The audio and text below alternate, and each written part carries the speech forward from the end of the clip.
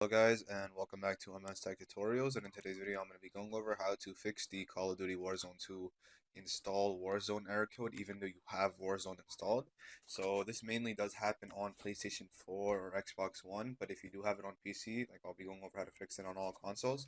So on PS4 and Xbox, all you have to do is you can simply just create a new account. So just delete Warzone or just delete the application itself on console and then reinstall it with a basically reinstall the game and then just sign into a new account. Once you sign into a new account, it will automatically be there and you should be good to go.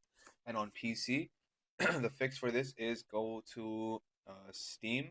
If you have Warzone installed through Steam, go over to Steam, right click on Steam, click on Properties, then go over to the Compatibility tab. From here, you're going to check two boxes: run this program in compatibility mode for Windows 8 and run this program as an administrator. Once you go ahead and do that, hit apply and then hit OK and exit out. And then now once you open up Steam and then you open up Call of Duty Modern Warfare 3, the error code should be fixed and you should be good to go. And you can always restart your PC as well because that does tend to help as well. But yeah, that is it for the video. So thank you guys for watching. Make sure to give the video a thumbs up, subscribe to the channel, and have a great day.